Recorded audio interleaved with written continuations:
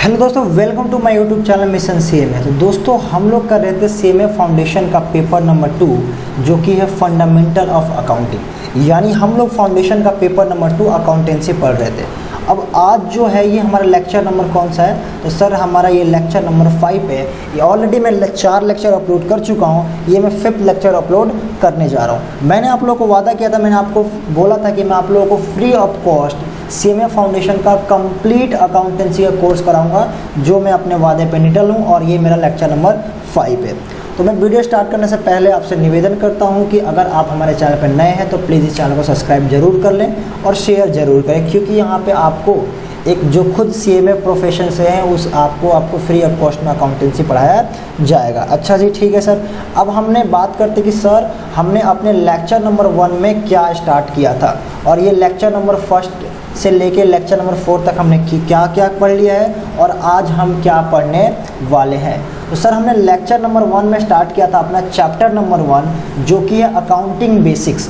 अब आपका जो सीएमए फाउंडेशन का स्टडी मटेरियल है, अगर आपके पास नहीं है तो आप डाउनलोड कर सकते हो। डाउनलोड कैसे करना है मैंने उसके ऊपर भी एक वीडियो बना के यूट्यूब पर अपलोड कर रखा है, आप जाके देख सकते हो।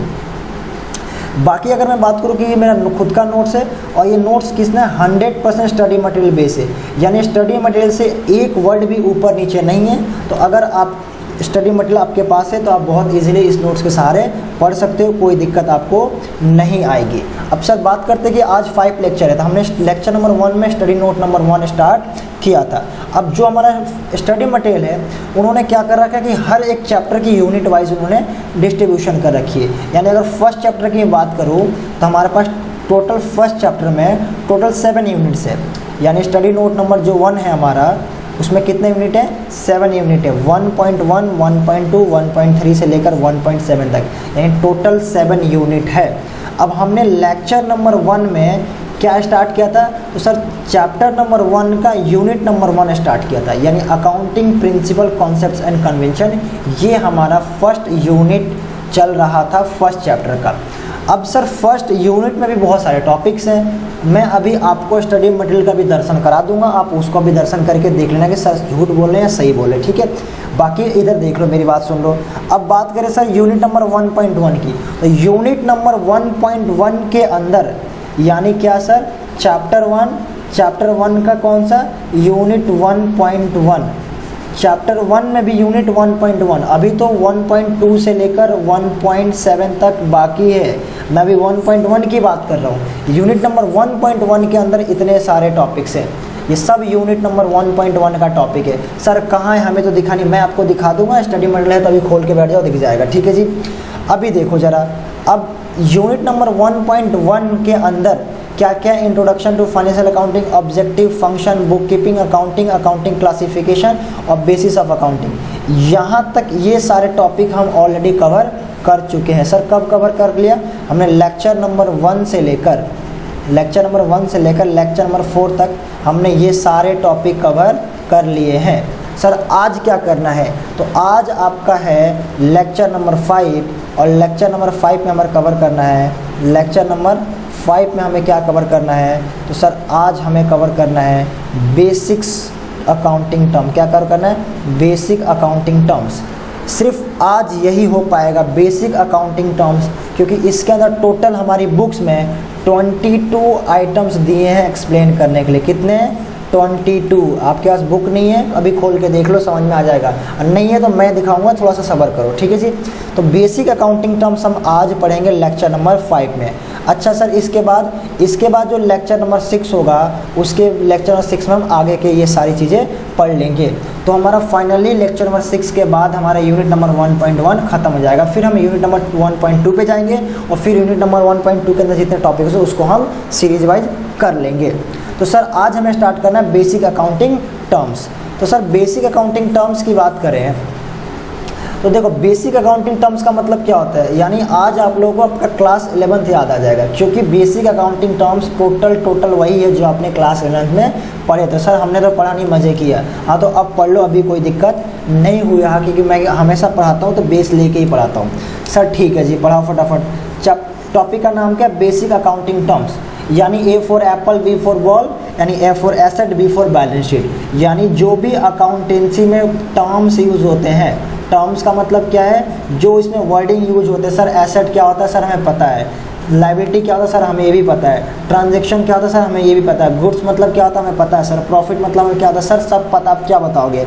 चलो फिर भी मैं एक बार थोड़ा थोड़ा बता देता हूँ। तो सबसे पहले आता है बेसिक अकाउंटिंग टर्म्स में हमारा ट्रांजैक्शन। सर ये आप कैसे पढ़ा रहे हैं? 11th के हिसाब से, हमारी बुक के हिसाब से। मैं आपको CMA फाउंडेशन के हिसाब से पढ़ा रहा हूँ। अगर मैं 11th की बुक भी आप खोलोगे तो वैसे सबसे पहले ट्रांजैक्शन ही एक्सप्लेन किया है, बट हमारी CMA फाउंडेशन की बुक में भी सबसे पहले ट्रांजैक्शन को ही एक्सप्लेन किया है। तो मैं CMA फाउंडेशन की बुक के हिसाब से चल रहा हूँ। ठीक है सर, फटाफट बताओ ट्रांजैक्शन क्या होता है। तो क्या आप लोगों को नहीं पता ट्रांजैक्शन क्या होता है? बहुत सिंपल, देखो क्या लिखा है। It means event or business activity which involve exchange of money or money worth between parties. मतलब एक और दो पार्टीज के बीच में हम कोई एक्सचेंज करते हैं। हम कोई एक्सचेंज करते हैं किस चीज़ का सर? सर पैसों का एक्सचेंज या मनी वर्थ, यानी जिसकी वैल्यू मनी में है उसका एक्सचेंज। क्या मतलब है सर? नहीं समझे हम। क्या मतलब है सर? हम नहीं समझे। अच्छा ज़रा मुझे बताओ, ए ने बी को क्या किया? कार सेल किया, कार सेल कर दिया। ज़रा मुझे बताओ ये ट्रांजैक्शन है कि नहीं है? हाँ सर है। क्या हो रहा है? कार का एक्सचेंज हो रहा है। कार की जो वैल्यू है, कार की जो वैल्यू है वो मनी वर्थ है कि नहीं? मनी वर्थ है कि नहीं? यानी मनी में कोई वैल्यू हो सकती है कि नहीं? 1 रुपये ही क्यों ना हो, मनी वर्थ है कि नहीं है? हाँ सर, जो हमने लिया है दिया है, यानी जो भी एक्सचेंज किया है, जो भी एक्टिविटी किया है उसमें मनी इन्वॉल्व है। तो मनी इन्वॉल्व है तो ट्रांजैक्शन है। बस दो पार्टीज कम से कम होना चाहिए। मैं खुद को कार नहीं बेच सकता, तो ये ट्रांजैक्शन नहीं है। क्या कह रहा है? It means event or business activity which involve exchange of money. या तो खुद अब मनी का एक्सचेंज करो या मनी वर्थ या मनी की वैल्यू के एक्सचेंज करो। Event can be measure in terms of money, और जिसको हम टर्म्स ऑफ मनी मेजर कर सकते हैं। कार की वैल्यू कितनी होगी? 100 रुपये होगी, 1 लाख होगा, 1 करोड़ होगा, कुछ तो होगी। क्या पॉसिबल है कार की वैल्यू मनी में मेजर करना? हाँ सर पॉसिबल है। तो बहुत अच्छी बात है, ट्रांजैक्शन है। सर पॉसिबल ही नहीं है, मेजर नहीं हो सकता। मैंने उसके यहाँ बहुत सारा काम किया, मैंने उसके हेल्प करा दी, मैंने उसके लिए मेहनत किया, लेकिन मेरी वैल्यू कितनी उसने कोई मेज़र नहीं किया। वो मर रहा था, मैंने बचा दिया, तो क्या ये ट्रांजैक्शन है? नहीं भाई, ये ट्रांजैक्शन है, क्योंकि आपने जो काम किया इसकी मनी वैल्यू वर्थ नहीं है। ठीक है जी। तो event can be measure in terms of money the financial position of the person. ठीक है जी। अच्छा सर, हाँ ठीक है, ट्रांजैक्शन समझ में तो आता है। उसके बाद आगे की बात करो, नेक्स्ट पॉइंट क्या बोलता है? तो सर नेक्स्ट पॉइंट हमारा गुड्स एंड सर्विस। क्या गुड्स एंड सर्विस नहीं पता? सर सबको पता, बहुत अच्छे से पता है, फिर भी देख लेते हैं। दीज आर टेंजिबल आर्टिकल और commodity in which business deals, यानी बिजनेस जिसमें डील करता है ना उसको गुड्स बोलता है या सर्विस बोलता है। एग्जाम्पल के तौर पे क्या है? मान लो कि कौन है? टाटा है। टाटा क्या बेचती है? सर कार बेचती है, समझ लो। तो कार टाटा के लिए क्या है? गुड्स है। और क्या दिक्कत है? सर LIC है।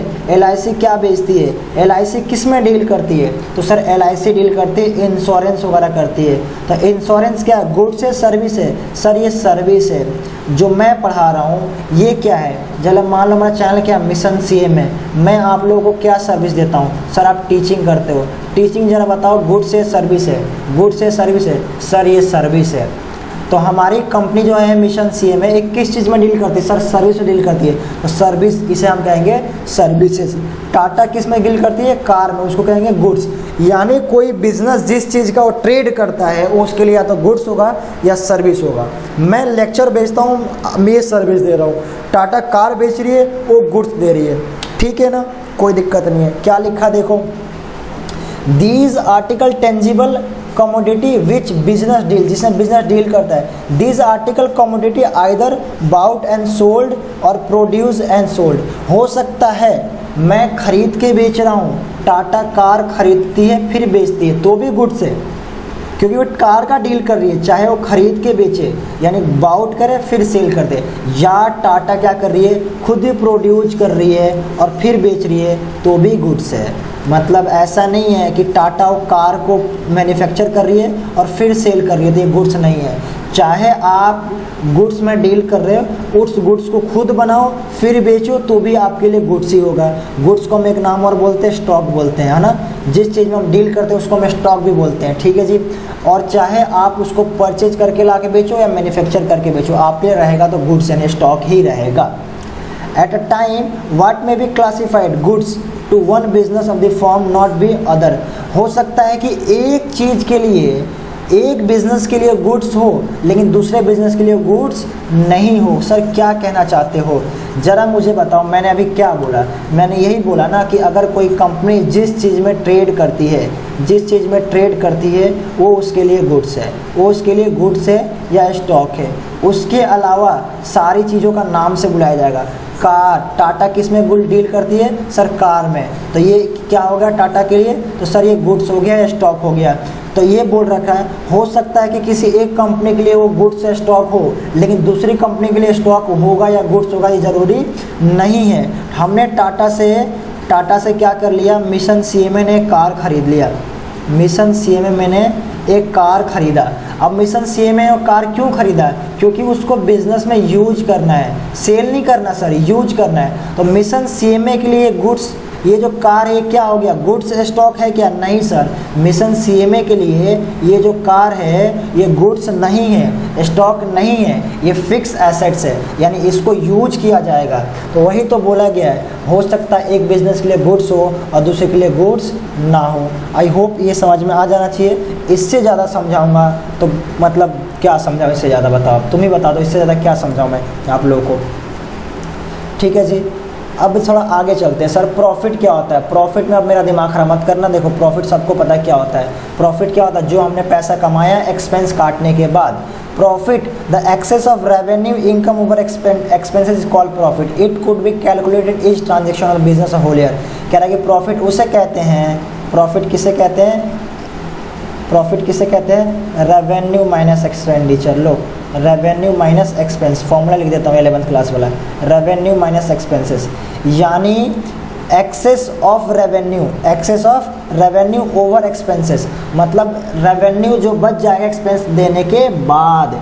मैं रेवेन्यू कितना है 200 रुपये, एक्सपेंस कितना है 150 रुपये, प्रॉफिट कितना हो गया 50 रुपये, सीधी सी बात है, यानी excess of revenue over expenses.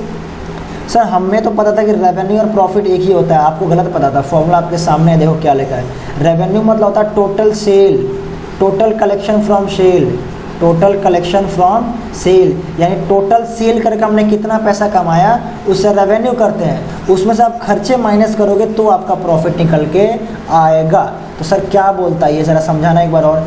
Excess of revenue income over expenses is called profit, ये फॉर्मूला की बात कर रहा है। उसके अंदर it could be calculated each transaction, ये और होल बिजनेस कह रहा है कि हम हर एक ट्रांजेक्शन का अलग अलग प्रॉफिट भी निकाल सकते हैं और चाहे तो पूरे एक साथ पूरे बिजनेस का भी निकाल सकते हैं, हमें कोई दिक्कत नहीं है। तो आप निकालो कुछ भी करो, हमें क्या दिक्कत, हमने तो पढ़ लिया। हम अपने आगे की बात करते हैं।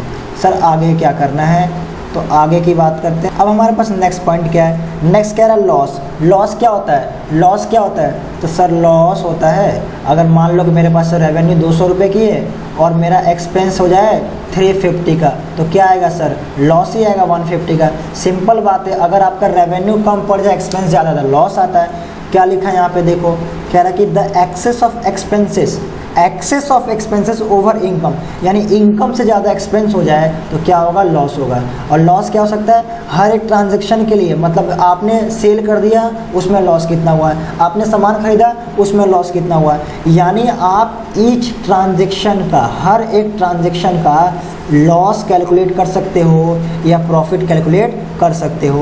और पूरे बिजनेस का एक साथ, यानी होल बिजनेस का भी आप एक साथ लॉस या प्रॉफिट कैलकुलेट कर सकते हो, यही यहाँ पे बोला गया है।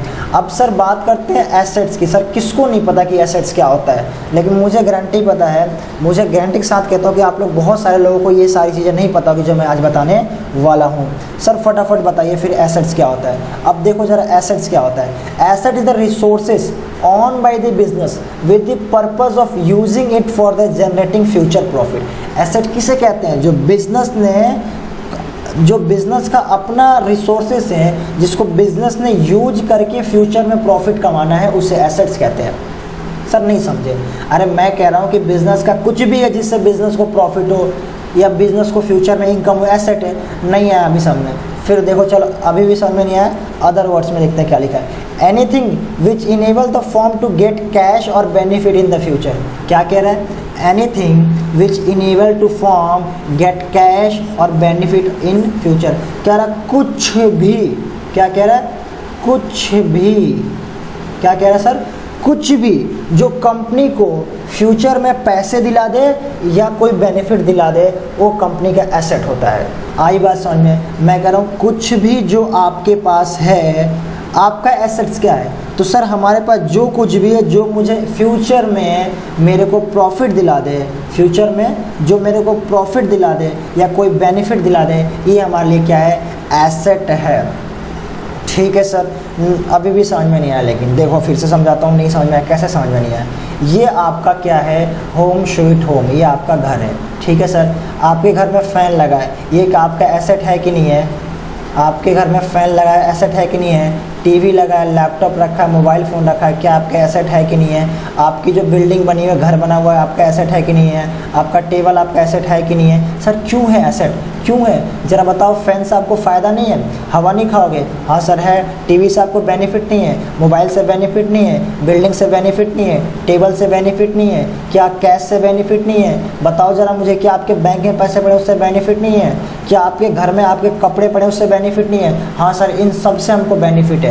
तो क्या बोलता है यहाँ पे, यही तो बोल रहा है, anything which enable the form gate cash और बेनिफिट, कुछ भी जिससे या तो कैश मिल जाए या उसको बेनिफिट मिल जाए फ्यूचर में, वो मेरा एसेट है। अरे सर ये तो बहुत बड़ी बात हो गई, एक सिंपल माचिस की तिल्ली भी मेरा एसेट्स है।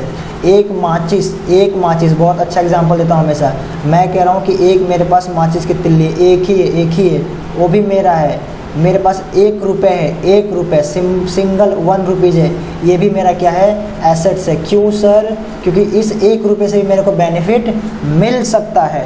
यानी ऐसी कोई ऐसी चीज़ जो आपको बेनिफिट दे या फिर आपको उसके बदले में 1 पैसा भी मिल सके। 1 रुपये की नहीं बात कर रहा हूँ, मैं कह रहा हूँ आपको कोई ऐसी चीज़ जो जिसके बदले आपको कैश मिले या आपको बेनिफिट मिले, वो आपका एसेट कहलाएगा। अब आप सोच लो कि इससे आपके कपड़े, आपके घर, आपके बंगला, आपके पास गाड़ी, आपके पास कैश, आपके जूते, आपकी बाइक, आपकी बुक्स, कुछ भी जिस आपको बेनिफिट हर एक चीज़ से मिलेगा, तो आपका सब कुछ हो क्या है, एसेट है। जिस चीज़ से आपको बेनिफिट नहीं मिलेगा आपको एसेट हो नहीं है, और ऐसा आपके पास कोई ऐसी चीज़ ही नहीं जिसका बेनिफिट आपसे नहीं मिलता है। अच्छा सर, बहुत बातें हो गई, अब बताओ एसेट को क्लासीफाई कितने में किया है। तो एसेट्स को क्लासीफाई हमने 3 पार्ट में किया है, नॉन करंट एसेट्स या fix asset. Non current asset या फिक्स एसेट दोनों सेम ही होता है, आप नॉन करंट कह लो या क्या कह लो, फिक्स एसेट कह लो। दूसरा क्या, करंट एसेट, और तीसरा क्या, फिक्टिटियस एसेट्स। दूसरा क्या, करंट एसेट, तीसरा क्या, फिक्टिटियस एसेट। अब सर नॉन करंट या फिक्स एसेट्स को फिर से 2 भाग में डिवाइड किया गया है, एक होता है टेंजिबल और एक होता है इंटेंजिबल।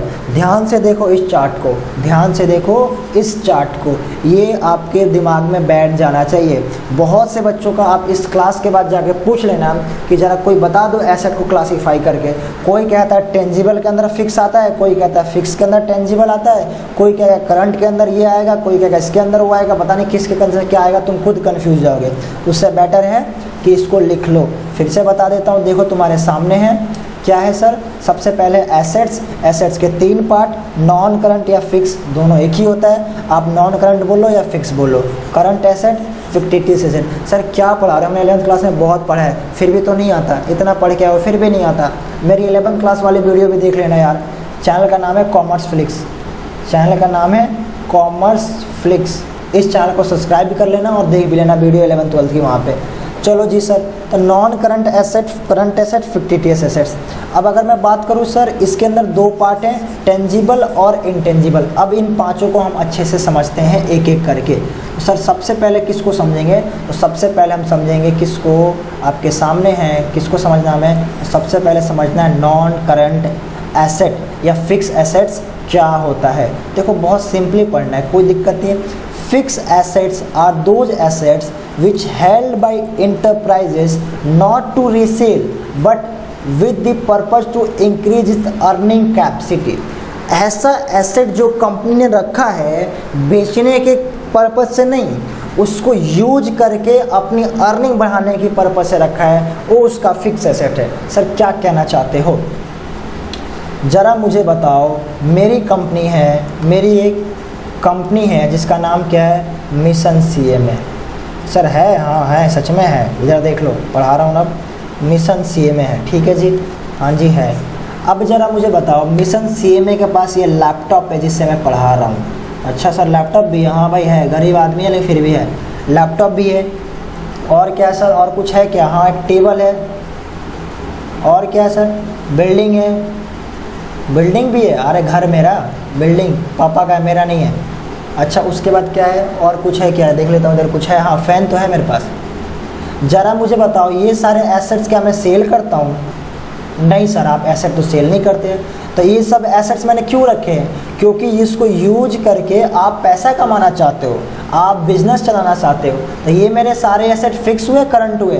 सर फिक्स हुए, इसमें कौन सी बड़ी बात है। जिस बिल्डिंग में मैं रहता हूँ ये बिल्डिंग मैं बेचता हूँ क्या? नहीं सर, आप बिल्डिंग नहीं बेचते, आप तो अपना लेक्चर सेल करते हो। यानी कि ये सारे मेरे क्या है, फिक्स एसेट। सर मैंने लैपटॉप क्यों खरीदा? बेचने के लिए खरीदा क्या? नहीं, लैपटॉप यूज करके पैसे कमाओगे, बिजनेस चलाओगे, यानी अर्निंग कैपेसिटी बढ़ाओगे। यानी ऐसा एसेट जिसको मुझे बेचना नहीं है, यूज करके पैसे कमाने बिजनेस में। टेबल का मैं बेचता हूँ क्या? नहीं सर, टेबल पे पढ़ाते हो बैठ के।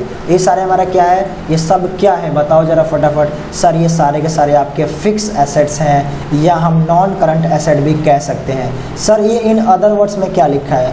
तुम लोग एक चीज़ समझते हैं इसलिए मैं दोबारा लिख देता हूँ। देखो अदर वर्ड्स में क्या बोला है, non current assets are those asset which are held by enterprises not with the purpose of resale but held either as investment और to facilitate the business operation. Same चीज़ वही लिखा है, अलग लैंग्वेज में, मतलब वही है, तरीका बोलने का अलग है। क्या कह रहा है? नॉन करंट एसेट उस एसेट को बोलते हैं जो बिजनेस ने रखा है बेचने के लिए नहीं, not with purpose to resale, but उसको इन्वेस्टमेंट की तरह रखा है या बिजनेस को फैसिलिटेट यानी चलाने के लिए रखा है। मशीनरी, बिल्डिंग, लैंड एक्सेट्रा, दो बार बिल्डिंग लिख दिया, machinery, building, land and building. अब ये सारी चीज़ें मैंने किस लिए रखी है? बेचता हूँ क्या मशीनरी? नहीं सर, मशीनरी नहीं बेचते आप मशीनरी को यूज करके अपना बिजनेस चलाते हो। अगर सर मैं मशीनरी बेच रहा होता तो, अगर सर मैं मशीनरी बेच रहा होता तो फिर आपका वो फिक्स करंट एसेट बन जाता। क्या कहना चाहता हूँ, देखो ज़रा फिर से टाटा साहब आ गए ना, टाटा का फिर से लेते हैं। टाटा क्या सेल करता है? कार। तो कार उसके लिए करंट एसेट है, लेकिन जो कार है वो बेचता नहीं है, जो स्टॉक में नहीं रखा उसने, जो उसको बिजनेस में यूज करता है, वो जिस बिल्डिंग को यूज करता है, जहाँ कार बनती है, कार की जो मशीनरी वहाँ यूज करता है, वो सब उसके फिक्स एसेट हैं। लेकिन जो कार बिकने वाला है वो आपके करंट एसेट है, वो उसके क्या है, करंट एसेट, यानी वो बेचेगा, स्टॉक है उसके, करंट एसेट में भी स्टॉक है। अब सर आपने ये जो चलो समझा दिया कि आपका फिक्स एसेट्स क्या है और current assets, sorry fix asset क्या क्या समझा दिया मैंने, तो मैंने आपको समझा दिया कि नॉन करंट एसेट क्या होता है विद एग्जांपल। अच्छा सर नॉन करंट एसेट के बाद, नॉन करंट एसेट्स में कितने पार्ट है हमारे पास? तो दो पार्ट है, एक टेंजिबल और दूसरा इनटेंजिबल। तो पहले बात करते हैं टेंजिबल की, फिर बात करेंगे इनटेंजिबल की। यह है कि इसके नॉन करंट के अंदर ही आते हैं, लिख लेना मैं बता रहा हूँ। अब बात करो टेंजिबल की, क्या लिखा है? Tangible assets are the capital asset which have some physical existence. ऐसा कोई एसेट जिसकी फिजिकल एग्जिस्टेंस हो, टेंजिबल एसेट्स है। क्या sir? They can therefore been seen और टच, जिसको हम टच भी कर सकते हैं, सीन भी कर सकते हैं और फील भी कर सकते हैं। सर क्या कहना चाहते हो बताओ? प्लांट एंड मशीनरी को टच कर सकते हो? हाँ सर कर सकते हैं। फर्नीचर कर सकते हैं, fitting, land and building, books, computer, vehicles etcetera, सबको टच कर सकते हैं कि नहीं? अरे सर एकदम टच कर सकते हैं। ये हमारे क्या है, टेंजिबल एसेट्स हैं। सीन भी कर सकते हैं, टच भी कर सकते हैं और फील भी कर सकते हैं। तो ये हमारे क्या है, टेंजिबल एसेट्स हैं। यानी नॉन करंट के अंदर क्या सर, नॉन करंट या फिक्स के अंदर दो पार्ट, टेंजिबल, इनटेंजिबल। टेंजिबल ये रहा। अब बात करता हूँ इनटेंजिबल की। अब बात करते हैं किसकी, इनटेंजिबल की। ये कहाँ भागा जा रहा है इतनी स्पीड में यार, देख रहे हो स्पीड, देख रहे हो इसकी? वैसे तो हैंग कर जाता है काम के टाइम में।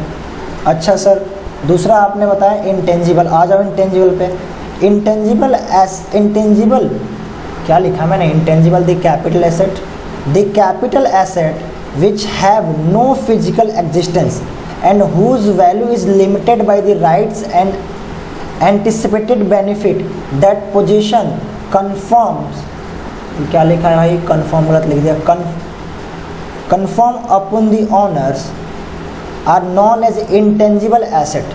They cannot be seen or felt although they help to generate revenue. ऐसा assets ना तो उसको छू सकते हैं, ना तो उसको टच कर सकते हैं, ना तो उसको सीन कर सकते हैं, बट वो प्रॉफिट कमा के देगा, प्रॉफिट अर्निंग करेगा, बट टच नहीं कर सकते, छू नहीं सकते, उसे हम कहते हैं इंटेंजिबल एसेट्स। एग्जाम्पल क्या है सर बताओ? गुडविल, गुडविल मतलब क्या होता है? तुम्हारी वैल्यू, रेपुटेशन क्या है? क्या तुम गुडविल को टच कर सकते हो? मेरी इज्जत कितने रुपए की है? सर पता नहीं आपकी इज्जत कितने रुपए की है। यानी मेरी गुडविल को ना तो तुम टच कर सकते हो और ना ही इसको सीन कर सकते हो, बट हम इसके क्या कर सकते हैं? मेरी गुडविल अच्छी होगी तो आप लोग मेरे लेक्चर्स परचेज करोगे, गुडविल बुरी होगी तो मेरे से नहीं पढ़ोगे, सीधी सी बात है। यानी आप लोग मेरी गुडविल की वजह से मेरे को अर्निंग कैपेसिटी यानी प्रॉफिट मैं कमा सकता हूँ। पेटेंट हो गया, ट्रेडमार्क हो गया, मैंने अपना ये जो नोट्स बनाया इसको पेटेंट करा लिया, मैंने कोई ट्रेडमार्क करा लिया, मैंने कॉपीराइट करा लिया। कॉपीराइट का मतलब है इस चीज़ को कोई कॉपी करके दोबारा नोट्स यूज नहीं कर सकता, कोई पढ़ा नहीं सकता। ये ब्रांड इक्विटी बना लिया, डिज़ाइन बनवा लिया, इंटेलेक्चुअल प्रॉपर्टी बनवा ली, यानी कोई सा भी मैंने पेटेंट करा लिया, गवर्नमेंट के यहाँ राइट्स रिजर्व करा ली, कुछ भी चीज़ ऐसी बनाई जो कोई दोबारा उसको यूज नहीं कर सकता। ये सारे मेरे राइट्स हैं। यानी अगर मैं किसी चीज़ को कॉपी कराता हूँ या पेटेंट करा लेता हूँ, यानी उस चीज़ को दोबारा कोई ना यूज कर सकता है और ना उसका कुछ भी कर सकता है। तो हमारा सब क्या है? ये सब हमारे क्या है? इंटेंजिबल एसेट्स हैं।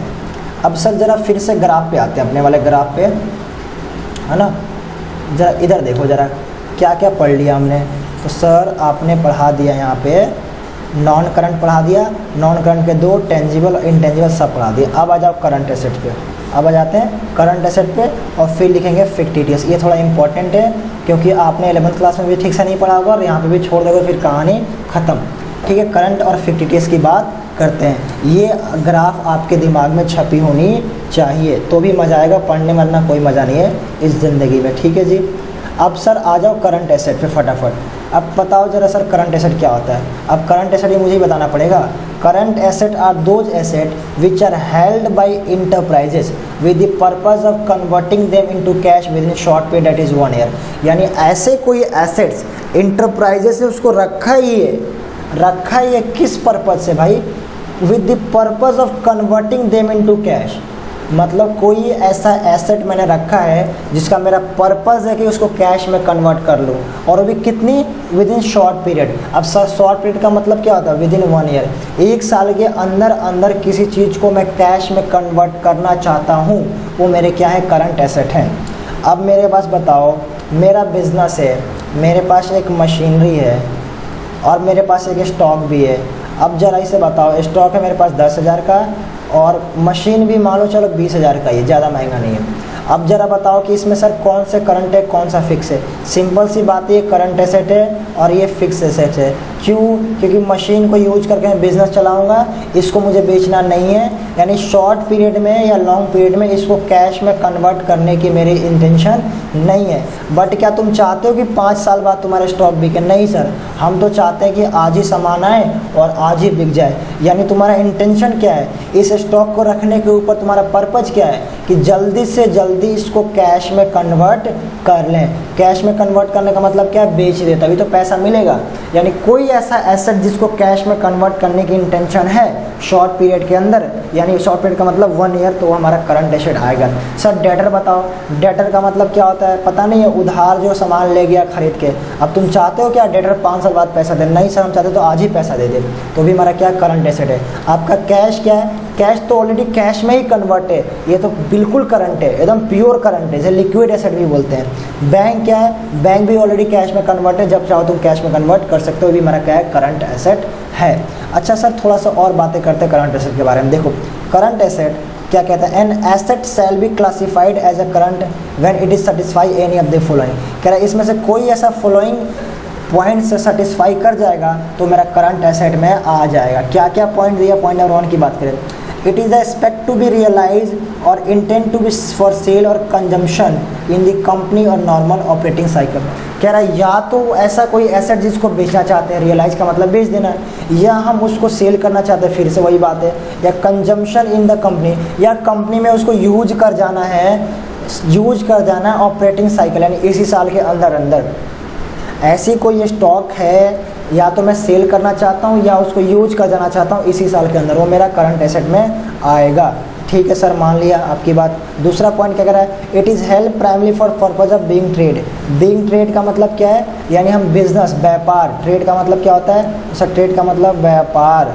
यानी हमने हिंदी देख लेना, हिंदी वीक है जी, हमने कोई ऐसा एसेट व्यापार करने के लिए रखा है तो भी मेरा क्या आएगा, करंट एसेट आएगा। जरा मुझे बताओ, एसेट व्यापार करने के लिए कब रखते हैं, जब उसको मुझे बेचना होता है। जब मुझे उसको बेचना होता है तभी तो। मैंने 5 किलो क्या रखा है, क्या लेते, चलो यार, मैंने कोई स्टॉक रखा है ना, 100 फर्नीचर रखे हैं बेचने के लिए, तो ये मेरा स्टॉक किस लिए है, ये स्टॉक मेरा ट्रेड के लिए। और जिस चीज़ के लिए ट्रेड में रखोगे, यानी ये स्टॉक है, स्टॉक तो वैसे भी करंट एसेट में आता है, क्योंकि मैं चाहता हूँ उसको जल्दी जल्दी कैश में कन्वर्ट हो जाए। यानी कोई ऐसा एसेट जो आपने ट्रेड के लिए रखा है वो आपका कैश करंट एसेट में आएगा। ये सारे पॉइंट सेटिस्फाई नहीं करने, कोई भी एक कर लो, कोई दिक्कत नहीं है। पॉइंट नंबर सी में क्या कह रहा है जी, सी कह रहा है it is due to realize within 12 month. अरे यार बता दिया, 12 महीने के अंदर अंदर हमें रियलाइज करना चाहते हैं। चौथा, कैश और कैश इक्विवेलेंट। कैश हो, ये तो ऑलरेडी रियलाइज है कैश में, या कैश के बराबर कोई चीज़ हो। सर कैश का मतलब समझ में आता है, कैश इक्विवेलेंट का मतलब क्या होता है, कैश इक्विवेलेंट का मतलब जो कैश जैसा ही है, जैसे क्या है, गोल्ड, इसको हम कैश ही मान के चलते हैं। बैंक का पैसा, डायमंड, ये सब हम कैश मान के चलते हैं क्योंकि तुरंत कैश में कन्वर्ट हो जाएगा। तो कैश या कैश इक्विवेलेंट वाली चीज़ें, कैश या कैश इक्विवेलेंट वाली चीज़ें को भी हम क्या मानते हैं, करंट एसेट मानते हैं। सर पढ़ तो दो, क्या लिखा, चलो पढ़ देता हूँ। इट इज़ अ कैश और cash equivalent unless restricted from the being absorbed use settle liability for at least 12 month after the reporting date. और कह रहा है कि ऐसा कोई एसेट्स जो कैश है या कैश के बराबर है और जिसको हम 12 महीने के अंदर अंदर क्या करना चाहते हैं, क्या लिखा है, restricted from the being absorbed use for settle liability, और जिसको हमें लायबिलिटी पेमेंट नहीं करना, खुद से उसको क्या करना है, 12 महीने के अंदर कैश में कन्वर्ट कर लेना है, वो मेरा क्या है, करंट एसेट आएगा। एग्जाम्पल लिखा है स्टॉक और डेटर। ठीक है sir, I hope current asset समझ में आ गया हो। इससे ज़्यादा तो हम कुछ नहीं कर सकते करंट एसेट के बारे में, बहुत पढ़ लिया हमने करंट एसेट क्या होता है। लग रहा है कि यार 11th क्लास में फिर से हम आ गए। सर एक चीज़ और है, फिक्टिटियस एसेट्स। ये सबसे मस्त पॉइंट है आपका, फिक्टिटियस एसेट्स। अगर किसी को पता है तो प्लीज़ वीडियो रोको, चीटिंग नहीं करना, और कमेंट करके मुझे अभी के अभी बता दो कि सर हमें पता था पहले से फिक्टिटियस एसेट्स क्या होता है, या टाइप करके बता दो, फटाफट कमेंट में जाओ और टाइप करके बता दो क्या होता है। और हाँ, अगर वीडियो में आपको इंटरेस्टिंग लग रही हो तो प्लीज़ और प्लीज़ और प्लीज़ इसको क्या कर लेना, सब्सक्राइब कर लेना इस चैनल को, क्योंकि भैया सब्सक्राइब करोगे तो हमें मिलेगी मोटिवेशन, और अगर हमें मोटिवेशन मिलेगी तो आपको भी मोटिवेट करते रहेंगे फ्री ऑफ कॉस्ट वीडियो डाल के। देखो परेशानी क्या होती है ना, बहुत मेहनत लगता है ये सारी चीज़ें नोट्स बनाने में, प्रिपेयर करने में बहुत चीज़ें लगती है, और फिर अगर हम वीडियो अपलोड करते हैं, बच्चे उसको देखते नहीं हैं, हार्डवर्क नहीं करते, तो लगता है यार क्या फ़ायदा ऐसे हार्डवर्क करने का। ठीक है ना, तो शेयर करना और सब्सक्राइब करना ज़रूर करना, ठीक है। और शेयर उन बच्चों के पास करना जो सच में पढ़ने वाले हैं। अब तुम ऐसी 12th वालों को पास कर रहे हो, 10th वाले के पास कर रहे हो, फालतू में फ़ायदा क्या है उसको शेयर करने का। यार अगर मेहनत कर रहे हैं तो सही जगह पहुंचे तो अच्छा लगता है ना। तो मिशन सीएमए को सब्सक्राइब जरूर करें और शेयर करें और लाइक करके ज़रूर बताएं कि आपको ये वीडियो कैसी लग रही है। अब मुझे ज़रा आज अपने टॉपिक पर आते हैं कि सर फिक्टिटियस एसेट्स क्या होता है ये तो बताओ। चलो मैं फिक्टिटियस का हिंदी बता देता हूँ। फिक्टिटियस फिर से बता रहा हूँ, हिंदी थोड़ी कमज़ोर है। बनावटी, बनावटी ऐसे लिखते हैं ना, बनावटी, ठीक है जी। तो फिक्टिटियस का मतलब था बनावटी। सर ये बनावटी एसेट्स क्या होता है अभी बता देते हैं। देखो क्लास 11 तो पढ़ी नहीं है ठीक से, तो कहाँ से याद आया। देखो क्या लिखा है, क्या लिखा है मैंने, देखो एक बार इधर देखो। Fictitious assets are those assets which are neither tangible asset और नॉन इंटेंजिबल एसेट। कह रहा है कि ऐसे एसेट्स है ना तो टेंजिबल है और ना ही इंटेंजिबल है। तो सर है क्या, इंटेंजिबल वाला भी नहीं है और टेंजिबल वाला भी नहीं है, टच भी नहीं कर सकते और नहीं भी टच कर सकते। क्या बात है, they are loss not return off in the year which they incurred. कह रहा है एक ऐसा लॉस जब वो इंकर्ड हुआ था उसी साल रिटर्न ऑफ नहीं हो पाया, क्योंकि उसका अकाउंटिंग पीरियड क्या था, मोर देन 1 ईयर अकाउंटिंग पीरियड था। उसे हम कहते हैं डेफर्ड रेवेन्यू एक्सपेंडिचर। यानी फिक्टिटियस एसेट बोल लो, डेफर्ड रेवेन्यू एक्सपेंडिचर बोल लो, कुछ भी बोलना है बोलो। सर नहीं आया समझ में, मैं समझाऊंगा कैसे नहीं आया समझ में आएगा। इधर देखो ज़रा मैं क्या कहना चाहता हूँ, इधर देख लो, इधर इधर इधर देखो। ये मेरा हो गया प्रॉफिट एंड लॉस अकाउंट। ज़रा बताओ समझदार समझदार बच्चों, जिसको पता है बताओ कमेंट करके कि प्रॉफिट एंड लॉस किस पे बनता है, कैश बेसिस पे या एक्रूअल बेसिस पे। कैश बेसिस पे एक्रूअल बेसिस पे। सर ये कैश बेसिस एक्रूअल बेसिस क्या होता है, लास्ट क्लास में समझाया था, लेक्चर नंबर 4 में समझाया था। सर ये बनता है एक्रूअल पे। अब एक्रूअल का मतलब क्या होता है, करंट ईयर, यानी सारी चीज़ें यहाँ पे करंट ईयर के ही जाएगी, चाहे डेबिट साइड हो चाहे क्रेडिट साइड हो। इतना तो मानते हो ना, क्लास 11th याद है थोड़ा बहुत। यानी जब प्रॉफिट एंड लॉस बनाओगे तो यहाँ पे सैलरी लिखोगे तो सैलरी भी इसी साल की होनी चाहिए। यहाँ पे वेज क्या लिखोगे, इलेक्ट्रिसिटी बिल लिखोगे, यहाँ डेप्रिसिएशन लिखोगे, कुछ भी लिखोगे खर्चे, वो सारे के सारे इसी साल के होना चाहिए। ऐसा नहीं कि कुछ तुम पिछले साल के उसमें मिला दो। और ऐसे सेम टू सेम अगर इधर तुम कोई इनकम लिखते हो तो वो भी करंट ईयर का होना चाहिए। हाँ सर इतना तो हमें पता है। अब ज़रा मुझे ये बताओ, हमने क्या किया, हमने 5 लाख रुपए का एडवर्टाइजमेंट करवा दिया। एडवर्टाइजमेंट करवा दिया तो एडवर्टाइजमेंट एक्सपेंस हमारा क्या खर्चा है, ये कहाँ जाएगा, तो प्रॉफिट लॉस में डेबिट साइड जाएगा। टू एडवर्टाइजमेंट एक्सपेंस कितना, 5 लाख रुपए। कोई दिक्कत नहीं थी, हमने यहाँ लिख दिया। लेकिन पता चला हमें कि ये जो एडवर्टाइजमेंट एक्सपेंस है ये कितने साल के लिए है, तो सर ये 5 ईयर्स के लिए है। यानी हमने 5 साल के बदले आज ही सारा का सारा पेमेंट कर दिया। अब क्या यहाँ पे प्रॉफिट लॉस में 5 लाख जाएगा, नहीं सर 5 लाख नहीं जा सकता। क्यों नहीं जा सकता, खर्चे तो हो गए ना, लेकिन ये 5 साल के लिए किया आपने, तो यार 5 साल के खर्चे तुम 1 साल के अंदर प्रॉफिट लॉस में डाल दोगे। तुमने अपने एम्प्लॉय को 4 साल का एडवांस में सैलरी दे दिया और सारे के सारे यहीं डेबिट कर दिए। कैसा है सर, एडवांस पैसा तो माइनस होता है, यहाँ नहीं आना चाहिए। ये 5 लाख यहाँ पे नहीं आएगा, ये नाइंसाफ़ी है, ये गलत है। तो सर कितना आएगा, इस साल का जितना बनता है उतना ही आएगा, पूरे 5 साल का नहीं आएगा। तो सर इस साल का कितना बनता है, तो सर हमने दिया है टोटल उसको 5 लाख, कितने साल के लिए, 5 साल के लिए। तो हर एक साल का कितना बनता है, 1 लाख रुपए बनता है। तो यहाँ जाएगा to advertisement expense. To advertisement expense कितना आएगा, 1 लाख ही आएगा प्रॉफिट लॉस में डेबिट साइड। तो सर बाकी के 4 लाख बच गए कहाँ जाएगा, इस बाकी के 4 लाख को हम क्या करेंगे, अब तो कहीं रख नहीं सकते, तो इसको मजबूरन हमें क्या करना पड़ेगा, बैलेंस शीट में एसेट साइड एक अकाउंट खोलना पड़ेगा, फिक्टिटियस एसेट्स, बनावटी एसेट 4 लाख। अब सर आपने इसको बनावटी एसेट ही क्यों नाम दिया, क्योंकि इससे मेरे को बेनिफिट तो मिलेगा।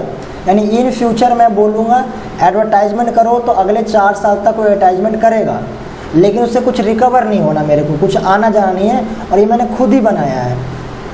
अगर मैं उसको बोलता हूँ कि नहीं मेरे को पैसे वापस कर दो, मेरे को एडवर्टाइजमेंट नहीं करना था, पैसे वापस नहीं आता है, एडवर्टाइजमेंट एग्रीमेंट बन गया नहीं आएगा पैसे, तो ये मेरा एक तरह फिक्टिटियस एसेट्स है। यानी इसको यूज तो कर पाऊँगा, बेनिफिट तो थोड़ा बहुत मिलेगा ही मिलेगा। तो ये मेरा क्या है, फिक्टिटियस। तो सर ये कब तक रहेगा 4 लाख, हर एक साल यहाँ से 1 लाख निकलेगा और यहाँ जाएगा, ठीक है, यहाँ से 1 लाख निकलेगा यहाँ जाएगा। अगले साल ये 3 हो जाएगा, फिर 2, फिर 1, फिर 0, और यहाँ ट्रांसफर होते होते 5 साल में सारे एक्सपेंडिचर कवर हो जाएंगे। तो इसको हम बोलते हैं फिक्टिटियस रेवेन्यू, फिक्टिटियस एसेट्स या डेफर्ड रेवेन्यू एक्सपेंडिचर। बोलो आई होप क्लियर है। अभी जो 4 लाख रुपए है जो एसेट में रखा हुआ है वो मेरा क्या हो जाएगा, फिक्टिटियस एसेट्स हो जाएगा।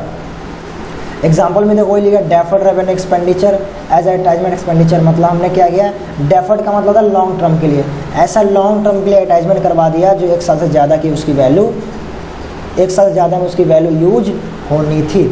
अब क्या लिखा देखो, fictitious asset are those asset which are neither tangible intangible they are loss. ये क्या एक तरह से लॉस है, not return off in the year incurred. कह रहा है जिस साल पैदा होता है उसी साल राइट ऑफ हम नहीं कर सकते। क्यों नहीं कर सकते सर राइट ऑफ का क्या मतलब है यार, अभी तो समझाया 5 लाख का 5 लाख तुम यहाँ नहीं दिखा सकते, तुम सिर्फ 1 लाख दिखा सकते हैं। यानी 1 लाख राइट ऑफ हो गया, अभी भी 4 लाख जो बचा हुआ है वो मेरा फिक्टिटियस एसेट में ही जाएगा। ठीक है सर, बहुत हो गया, आगे चलो सर। उसके बाद बात करते हैं सर लाइबिलिटीज़ की। अब लाइबिलिटीज़ के भी क्या है हमारे पास, बहुत सारे पार्ट हैं। लाइबिलिटीज़ के भी हमारे पास क्या है, बहुत सारे पार्ट हैं। तो मैं ऐसा करूँ क्या, लाइबिलिटी से नेक्स्ट पार्ट में समझा दूँ क्या, चलेगा?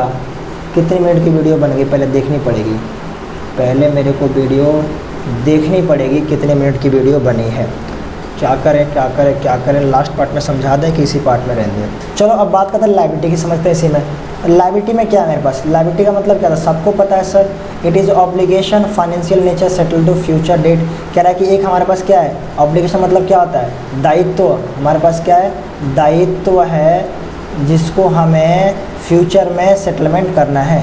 It represent amount of money that business और टू द अदर पार्टीज। और क्या इसका मतलब ये होता है कि हमने, ये क्या इंडिकेट करता है, ये बताता है कि हमारे बिजनेस ने बाहर के लोगों से कितनी उधारी ले रखी है। Example, when goods are bought on credit the firm will create obligation to pay supplier of price of an agreed future. कह रहा है कि अगर आपने किसी में उधार में सामान खरीदा है तो आप पे एक ऑब्लिगेशन, यानी क्या हुआ, ए ने क्या किया, परचेज किया, किससे, क्रेडिट से, उधार से, किससे, सी से। तो ए के ऊपर क्या हो जाएगा, एक ऑब्लिगेशन क्रिएट हो जाएगा कि उसको फ्यूचर में पेमेंट करना है। यानी जो ऑब्लिगेशन क्रिएट होगा क्या हो जाएगा, एक के लिए लायबिलिटी बन जाएगी। अब सर लायबिलिटी कितने टाइप की होती है, दो टाइप की, एक होता है इंटरनल और दूसरा होता है एक्सटर्नल। एक होता है इंटरनल और दूसरा होता है एक्सटर्नल। बिल्कुल ध्यान से पढ़ो, आप लोग फाउंडेशन में हो, आप लोग प्रोफेशनल कोर्स में हो तो वीडियोस लंबी बनेगी। अब ऐसा नहीं है भैया कि 5 मिनट पढ़ के फाउंडेशन हो गए, 5-10 मिनट पढ़ के सी में इंटर सी में फाइनल पहुँच गए, नहीं हो सकता, कोई पॉसिबल नहीं है। हमेशा पढ़ने बैठे हो तो ढंग से पढ़ो, किताब कॉपी लेके बैठो, नोट्स लेके बैठो, सब कुछ लेके बैठो और अच्छे से पढ़ो। इतना चिल्ला रहा हूँ, इसका बेनिफिट कुछ तो होना चाहिए, ठीक है ना। तो ढंग से पढ़ो, कॉपी निकाल लो, किताब निकालो, अच्छे से पढ़ो। और 15-20 मिनट की वीडियो के चक्कर मत रहो कि 15-20 मिनट कोई पढ़ा देगा। हमेशा कॉन्सेप्ट के पीछे भागो, पूरा टॉपिक देखो, पूरा अच्छे से पढ़ाई करो, ठीक है जी।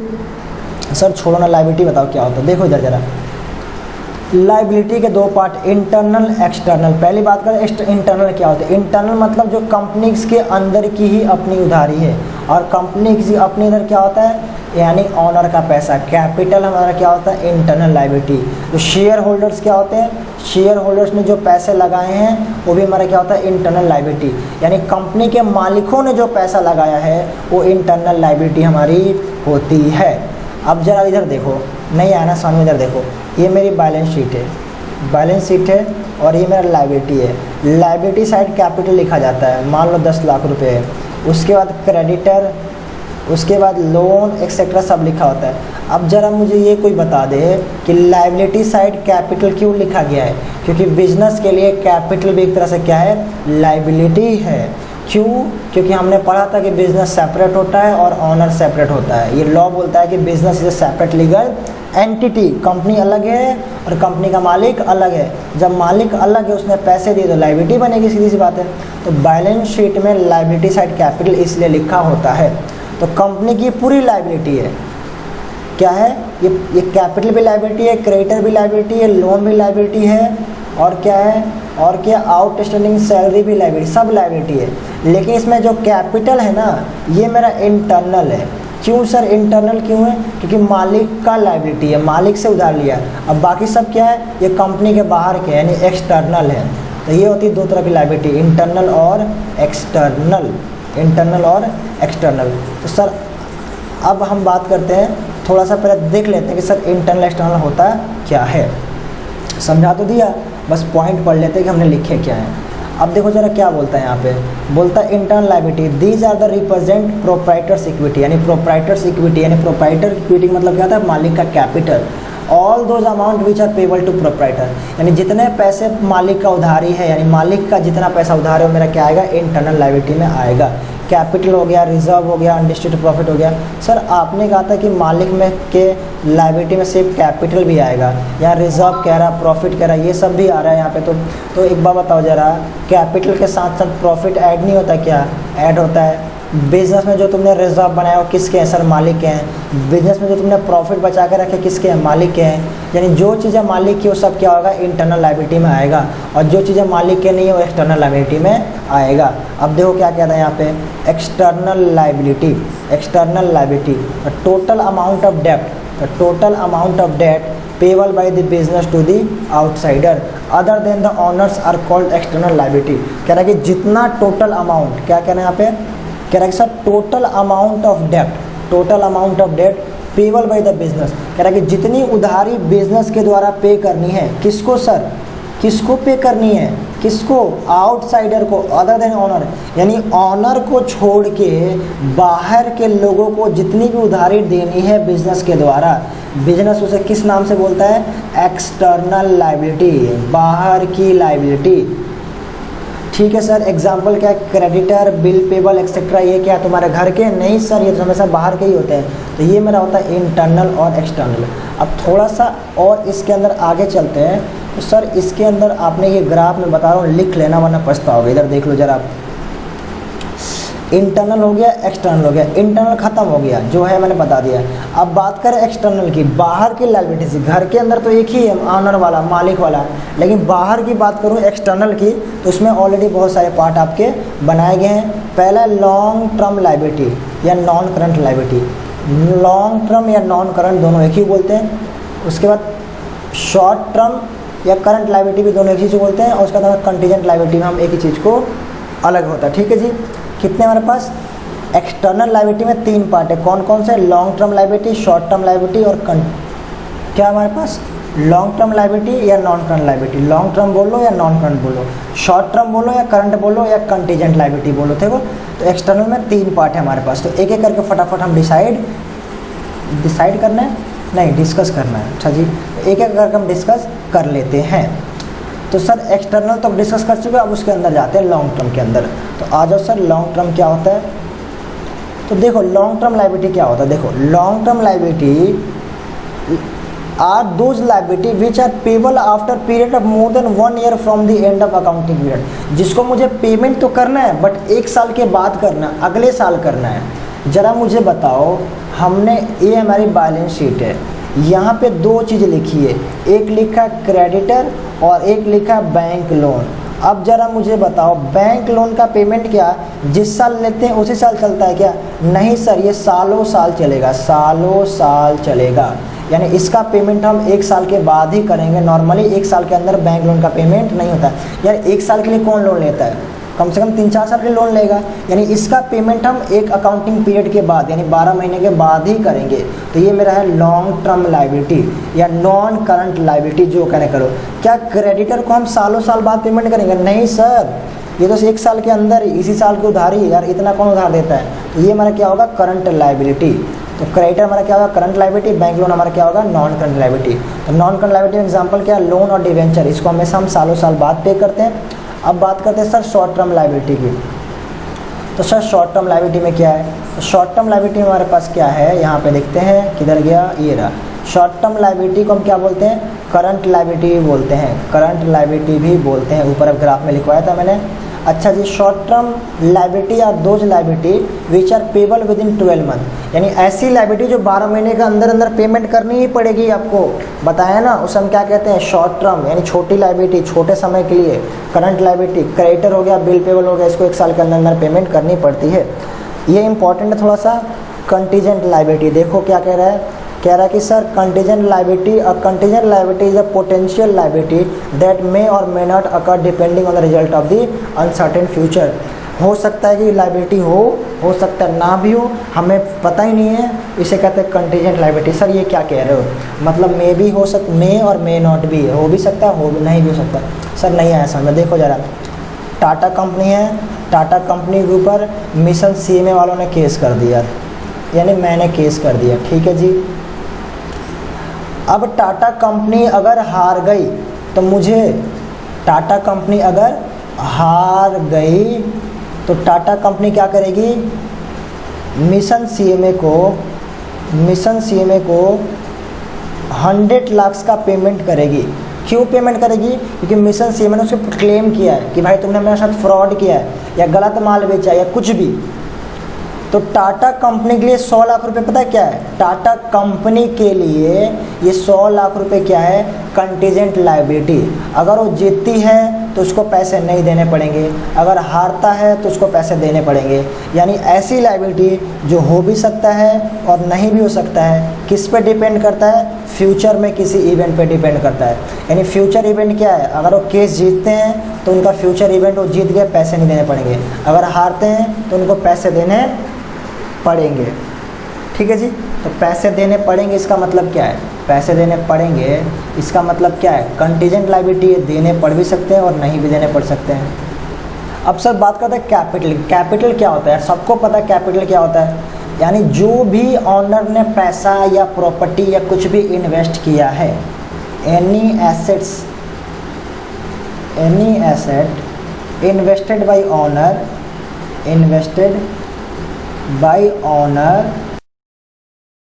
इनटू बिजनेस, सब मेरा कैपिटल है।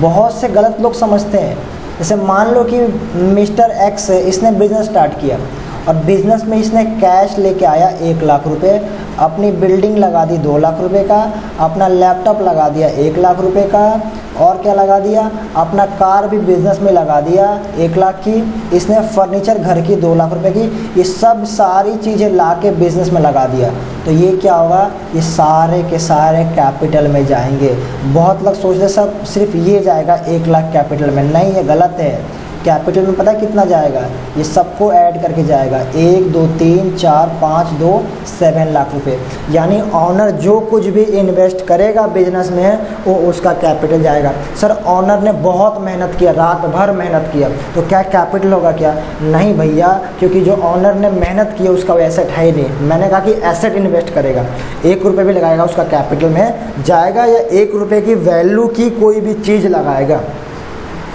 ज़रूरत नहीं है सिर्फ कैश लगाने की, जो जिस चीज़ की कैश में वैल्यू है, क्या बिल्डिंग की, लैंड की, कार की, फर्नीचर की कैश में वैल्यू नहीं, यहाँ सर है तो भी एसेट्स है।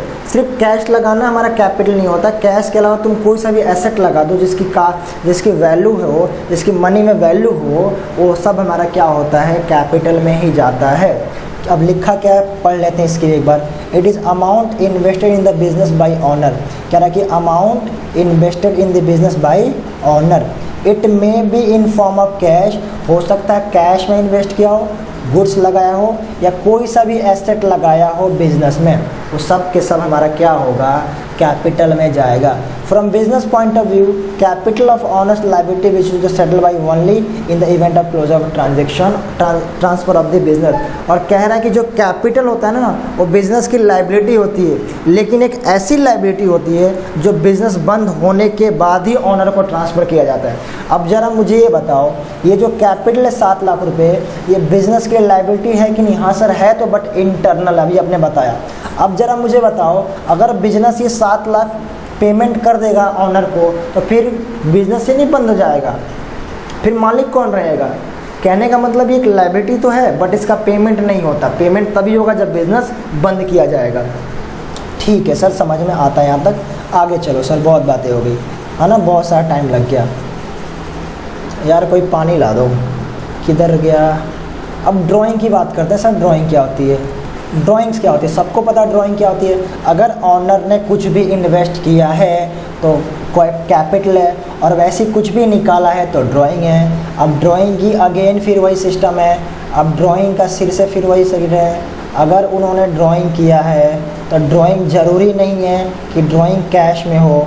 उसने कैश निकाला हो, कोई स्टॉक निकाला हो, कोई गुड्स निकाला हो, कोई बिज़नेस का सामान निकाला हो, बिज़नेस का फर्नीचर निकाला हो, यानी बिजनेस में से ऑनर कुछ भी निकाले, पैसा निकाले, बिज़नेस का सामान निकाले, बिज़नेस का फर्नीचर निकाले, बिज़नेस का एसेट निकाले, यानी ऑनर ने अपने पर्सनल यूज के लिए, ध्यान रखना काम क्या होना चाहिए, पर्सनल यूज़, यानी मालिक ने बिजनेस में से कुछ भी निकाला। बहुत लोग को ये समझ में आता है कि अगर मालिक कैश निकालेगा तो ही ड्राइंग होगा। नहीं भाई, सामान भी निकालेगा तो ही ड्राइंग हो जाएगा, कोई दिक्कत नहीं है, बट पर्सनल यूज़ के लिए होना चाहिए।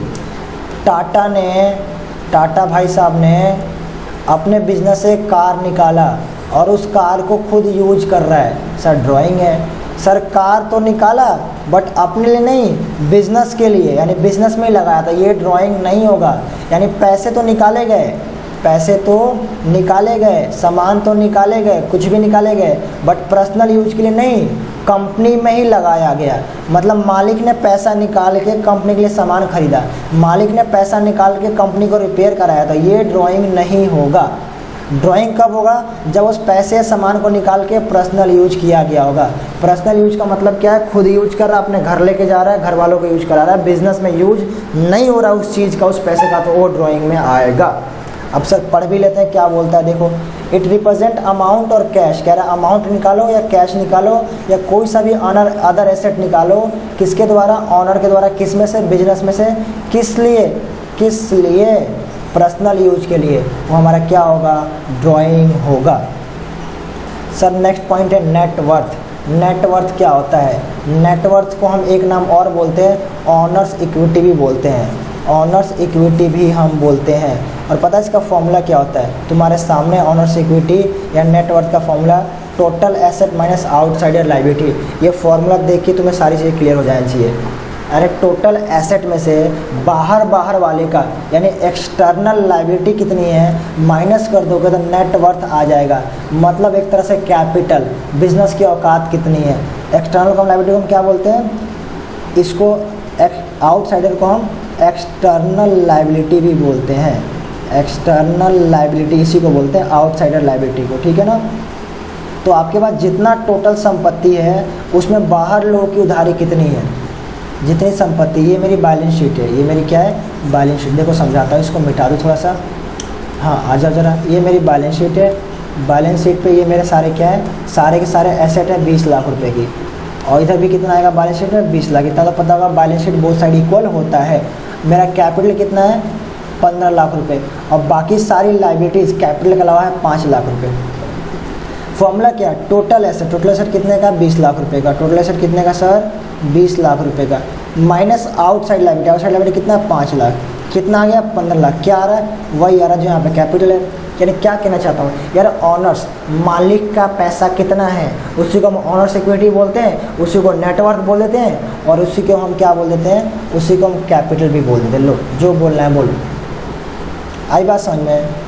तो इस कंपनी का नेटवर्थ कितना? 15 लाख। यानी नेटवर्थ मतलब क्या है कि जितनी उसका संपत्ति है उसमें जो उसकी उधारी दे दी जाए तो जो उसका बच रहा है उसका नेटवर्थ है। नेटवर्थ मतलब उसकी औकात, उसकी वैल्यू। मेरी नेटवर्थ कितनी है? तो मेरी जेब में भी 500 रुपये है, जिसमें से 200 तो मेरे को दोस्त को देने हैं। तो मेरे पर नेटवर्थ कितनी है? मेरी 300 रुपये मेरे हैं, तो मेरा नेटवर्थ 300 रुपये है। सिंपल सी बात है, इसमें क्या कौन सा ड्रामा इतना? क्या कह रहा है देखो, नेटवर्थ क्या कह रहा है? It represent excess of total asset over total liability. कह रहा है कि जो टोटल एसेट में से टोटल लायबिलिटी माइनस करेंगे जो बचेगा नेटवर्थ होगा। Technically this amount is available to be distribution to owners event on the closure of the business. और क्या टेक्निकली क्या होता है? वो ऑनर्स का पैसा होता है जो बिजनेस बंद होने पर लेके चला जाएगा घर। सिंपल बात है। That is why also term is owners equity, जिसको हम ऑनर्स इक्विटी यानी ऑनर्स का कैपिटल भी बोलते हैं। कोई दिक्कत है इसमें? नहीं सर कोई दिक्कत तो नहीं होना चाहिए। चैनल को सब्सक्राइब कर लेना यार, शेयर जरूर कर देना। गला बैठ गया। सर नेटवर्थ के बाद अगला पॉइंट क्या है? कब खत्म होगा ये पता नहीं, कब खत्म होगा देखते हैं। नेटवर्थ के बाद हमारे पास क्या है? Non current investment. क्या हमारे पास? Non current investment. अब सर नॉन करंट इन्वेस्टमेंट क्या होता है बताओ फटाफट। Non current investment are investment which are held beyond the current period as to sell or disposal that is fixed deposit for 5 year. ऐसा इन्वेस्टमेंट क्या बोला है? Non current investment. Non current investment are investment which are held beyond the current period as to sell or disposal.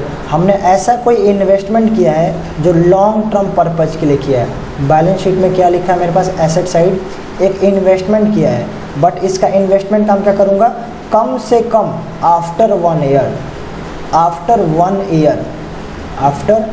1 year के बाद cell करूँगा। इस साल cell नहीं करूँगा, 1 साल के बाद सेल करूँगा इस इन्वेस्टमेंट को, तो मेरा क्या होता है? नॉन करंट यानी फिक्स इन्वेस्टमेंट भी इसको हम बोल सकते हैं। देखो एफडी करवा दिया।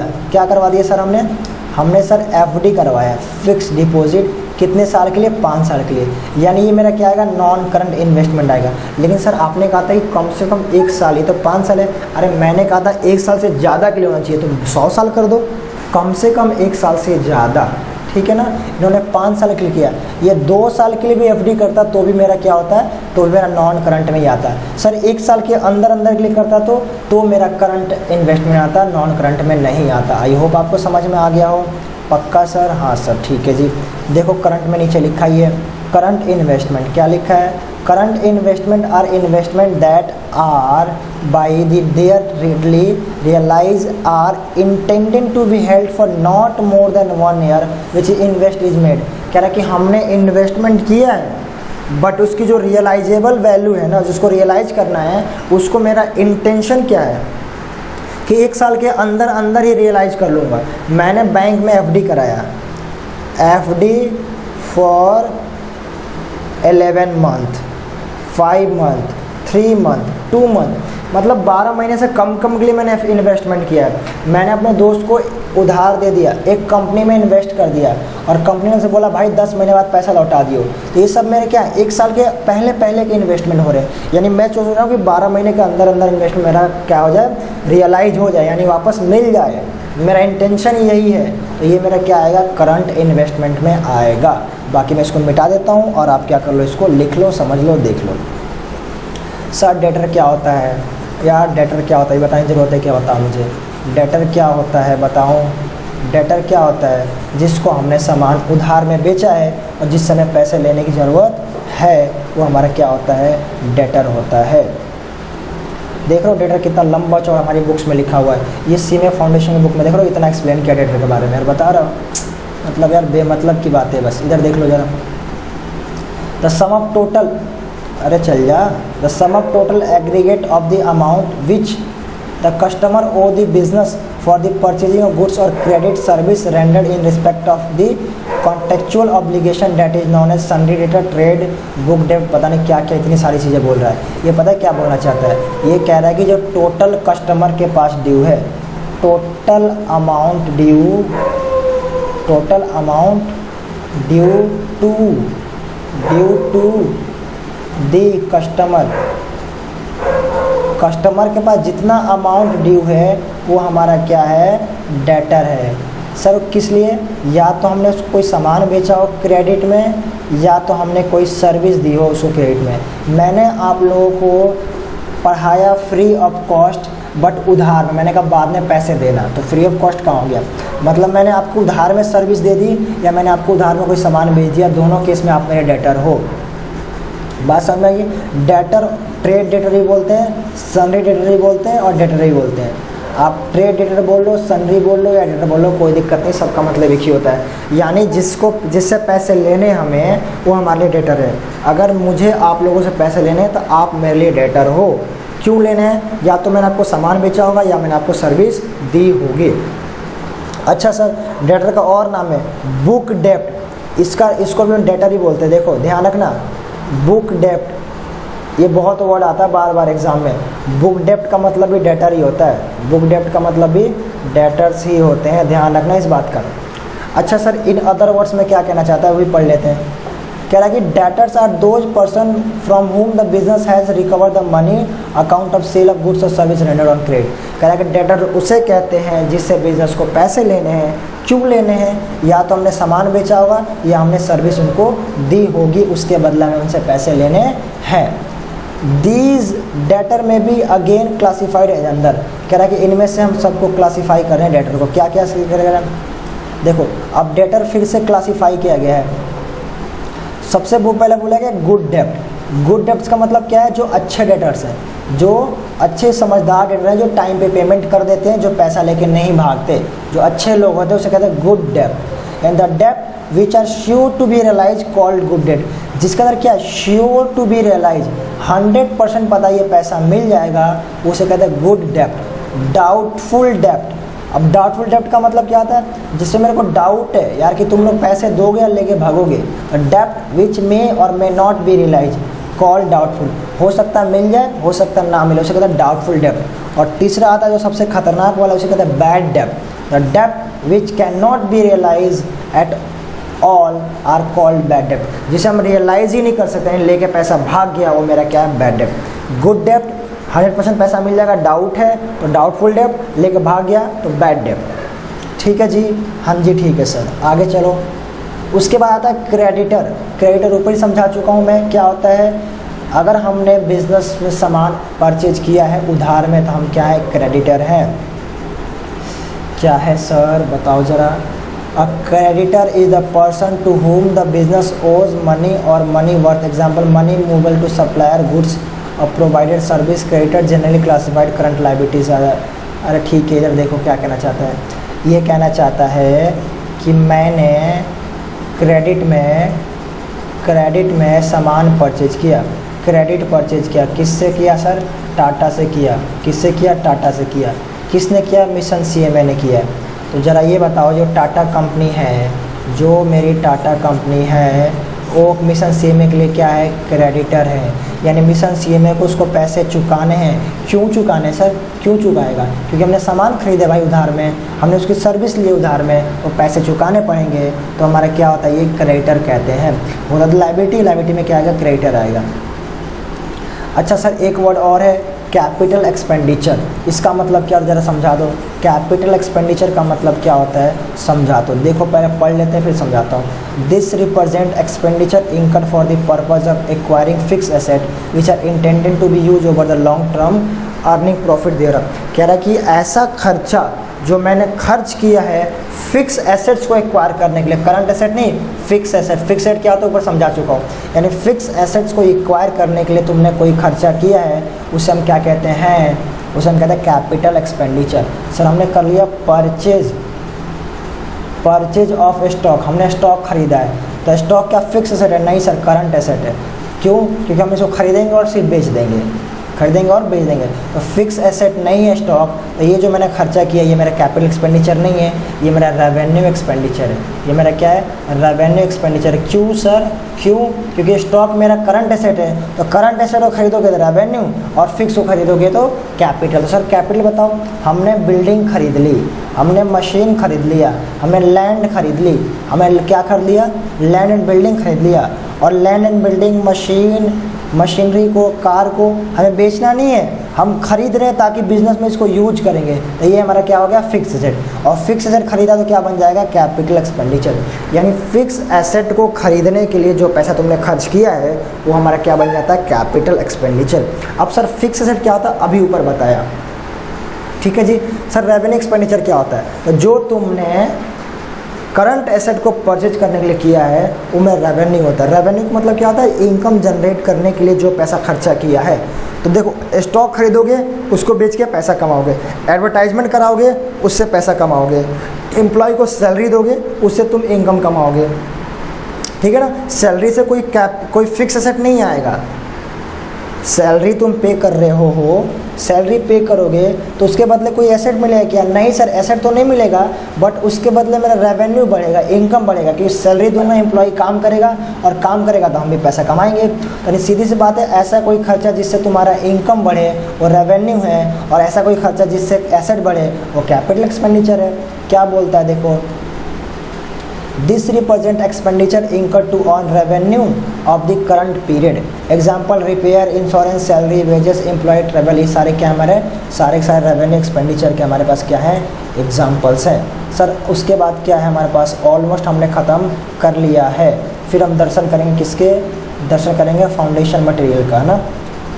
सॉरी क्या बोलते हैं? स्टडी मटेरियल का, फाउंडेशन मटेरियल नहीं, स्टडी मटेरियल का दर्शन बाद में करेंगे। पहले बैलेंस शीट की बात करते हैं। सर बैलेंस शीट क्या होता है? किसको नहीं पता बैलेंस शीट क्या होता है? इधर statement of financial position of the business इधर पर्टिकुलर डेट। कह रहा है कि क्या होता है? ये एक स्टेटमेंट होता है। किसका होता है स्टेटमेंट सर? किसका स्टेटमेंट होता है? बिजनेस का स्टेटमेंट होता है। क्या बैलेंस शीट एक बिजनेस का स्टेटमेंट होता है? क्या शो करता है? क्या शो करता है? ये शो करता है फाइनेंशियल पोजीशन। आपने क्लास के अंदर बहुत अच्छे से पढ़ा होगा कि जो मेरा बैलेंस शीट होता है वो फाइनेंशियल पोजीशन शो करता है। इसमें क्या क्या बातें लिखी होती है? तो सर इसमें देखो, it all asset and liability, इधर लायबिलिटीज़ होती है, इधर एसेट होती है, बहुत अच्छे से पता है। It important to note that statement exhibit the state of affairs of business particular date. कह रहा है कि बिजनेस का स्टेटमेंट अफेयर्स यानी पोजीशन बताता है पर्टिकुलर डेट पे। It describe what business on and what business cost outside. कह रहा है कि बताता है कि बिजनेस का अपना क्या है और बिजनेस की उधारी क्या है। एंड ऑनर्स यानी ऑनर्स का कितना पैसा इसमें लगा हुआ है। अदर लायबिलिटीज़ बाहर की उधारी, कैपिटल बिजनेस का मालिक का पैसा, और एसेट बिजनेस के पास क्या है, क्या लेना क्या देना सब बताता है, ठीक है। It prepare after incorporating the result of profit and loss and income statement. कह रहा है कि बैलेंस शीट तभी बनेगा जब मेरा प्रॉफिट एंड लॉस बन के तैयार हो जाएगा। तो ये हमारा होता है बैलेंस शीट। ठीक है सर, यहाँ तक कोई पहुँचा देखते हुए वीडियो की बीच में छोड़ के चले गए? यहाँ तक कोई पहुँच गया? चलो बताना मेरे को, बैलेंस शीट में कोई पहुँचा था कमेंट करके बताना। अब सर प्रॉफिट एंड लॉस क्या होता है? प्रॉफिट एंड लॉस क्या होता है? इनकम स्टेटमेंट क्या होता है? सर 2 बार क्यों लिखा है? क्योंकि देखो प्रॉफिट एंड लॉस भी एक ही चीज़ होता है और इनकम स्टेटमेंट भी हम उसी को कहते हैं। बट प्रॉब्लम यह है कि प्रॉफिट एंड लॉस हम सोल प्रोप्राइटर में बोलते हैं और कंपनी के केस में हम क्या बोलते हैं? इनकम स्टेटमेंट बनाते हैं। Company profit and loss account नहीं बनाती, इनकम स्टेटमेंट बनाती है। काम वही है, नाम अलग अलग है। तो कुछ भी कह लो, प्रॉफिट एंड लॉस कह लो, इनकम स्टेटमेंट कह लो। This is the account show the revenue earn, यानी जो पैसा कमाया गया है बिजनेस के द्वारा एक्सपेंस को माइनस करने के बाद उसको हम क्या कहते हैं? प्रॉफिट एंड लॉस अकाउंट में क्या दिखाता है कि बिजनेस ने कितना पैसा कमाया है एक्सपेंस को माइनस करने के बाद, वो कौन शो करता है? प्रॉफिट एंड लॉस शो करता है, वही लिखा हुआ है। अच्छा सर, यहाँ क्या लिखा है? This is prepared usually for particular accounting period which will be month, quarter, half year and. कह रहा है कि प्रॉफिट एंड लॉस हो सकता है ना, हो सकता है हमने सालाना बनाया है, हो सकता है क्वार्टरली बनाया, हो सकता है मंथली बनाया। सर हमने आज तक तो ईयरली ही सुना था। नहीं, बहुत सारे बिजनेस होते हैं जो मंथली बनाते हैं, क्वार्टरली बनाते हैं। तो क्या सर सालाना नहीं बनता? बनता है। आप मंथली बनाओ, क्वार्टरली बनाओ, सबको मिला के फिर ईयरली तो बनाना ही पड़ेगा, आपके ऊपर है। आप मंथली बना लो, क्वार्टरली बना लो, 6 महीने बना लो, सालाना बना लो। The net result of profit and loss account will show profit or suffer loss. और कह रहा है कि जो नेट रिजल्ट आएगा वो आपको बता देगा कि सर आपका क्या हुआ है, प्रॉफिट हुआ है या लॉस हुआ है, ये आपको शो कर देगा। सर ट्रेड डिस्काउंट क्या होता है? बहुत इंपॉर्टेंट है। ट्रेड डिस्काउंट क्या होता है? ट्रेड डिस्काउंट होता है जो होलसेलर एक रिटेलर को देता है, यानी जो थोक विक्रेता यानी जो व्यापारी को देते हैं उसे कहते हैं ट्रेड डिस्काउंट। क्या होता है सर फिर से बताओ? देखो, it is a discount usually allowed by wholesaler to the retailer computed on the list price of invoice price. देखो क्या कहना चाहते हैं, जरा एक बात बताओ, मैं तुम्हें एग्जांपल किस चीज़ का एग्जांपल दूँ यार? चलो इस लैपटॉप के एग्जांपल देता हूँ, लैपटॉप का एक एग्जांपल देता हूँ। चलो लैपटॉप का नहीं, एक काम करते हैं, एक वॉच का एग्जांपल देते हैं। तुम लोग एक वॉच लेने गए दुकान पे, उस पर लिखा था RS कितना लिखा था? 2000 रुपीज़ लिखा था। ठीक है जी, RS कितना लिखा था? 2000 रुपये लिखा था। तो जो तुमने वॉच खरीदी उसको तुमने 2000 रुपये के हिसाब से परचेज कर लिया। अब क्या ज़रा मुझे बताओ, अभी डिस्काउंट की बातें मारो गोली। अब ज़रा मुझे सिर्फ इतना बताओ कि जो 2000 रुपये की वॉच है, क्या तुम उससे एक्सेस प्राइस पे करोगे? क्या तुम उससे एक्सेस प्राइस पे कर सकते हो? जितना RS लिखा है उस पर लिस्ट प्राइस का मतलब होता है, या इनवॉइस प्राइस का मतलब होता है जो उस पर प्राइस लिखी हुई है। तो क्या सिर्फ इतना मुझे बता दो कि लिस्ट प्राइस या इनवॉइस प्राइस? अच्छा चलो, इसमें तो तुम कंफ्यूज हो रहे हो। एक एग्जांपल ले लेते हैं, एक शैम्पू ले लेते हैं। चलो शैम्पू ले लेते हैं। शैम्पू कितने रुपए की? सर एक शैम्पू 1 रुपये वाली शैम्पू, 1 रुपये वाली क्लिनिक प्लस की बात करते हैं। ज़रा मुझे ये बताओ, आपने एक शैम्पू का पाउच खरीदा, उस पर ₹1 लिखा हुआ है, तो क्या तुम 1 रुपये से ज़्यादा उसको पे करोगे? दुकान वाला बोलेगा कि नहीं यार, 1 रुपये का तो मैं खरीद के लाया हूँ, 1.5 रुपये का तू ले जा खरीद के। तो क्या तुम राज़ी होगे? नहीं सर, राज़ी नहीं होंगे। तो ज़रा मुझे बताओ, दुकान वाले का फिर फ़ायदा कब होगा? जितने का प्राइस लिखा है उतने का वो लाए, उतने बेचे। तो सर पता क्या होता है, जब लिस्ट प्राइस में कुछ पैसे कम करके होलसेलर रिटेलर को दे देता है, उसको हम कहते हैं ट्रेड डिस्काउंट। यानी जो 1 रुपये का शैम्पू है, मे भी हो सकता है कि 80 पैसे का वो लेकर आया हो, लेकिन लिस्ट प्राइस तो 1 रुपये ही रहेगी और आपसे 1 रुपये का बेचा जाएगा। जो 20% उस दुकानदार को मिला उसे कहते हैं ट्रेड डिस्काउंट, उसे कहते हैं ट्रेड डिस्काउंट, यानी वही उसका प्रॉफिट में जोड़ा जाएगा। ठीक है ना? तो सर ट्रेड डिस्काउंट को बुक्स ऑफ अकाउंट में शो नहीं करते। क्या लिखा देखो, trade discount is not recorded in the books of account and transaction recorded at net value. Sir क्यों नहीं रिकॉर्ड करते बुक्स ऑफ अकाउंट में?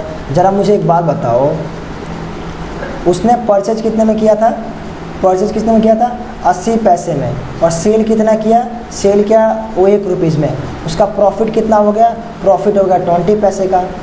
ठीक है, अगर ज़रा वो कहता कि नहीं मैंने परचेज ही किया 1 रुपये का, जबकि उसने परचेज किया था 80 पैसे का, लेकिन वो कह रहा है कि नहीं मैंने 1 रुपये का परचेज किया, यानी ट्रेड डिस्काउंट को क्या कर रहा है, वो एडजस्ट नहीं कर रहा है।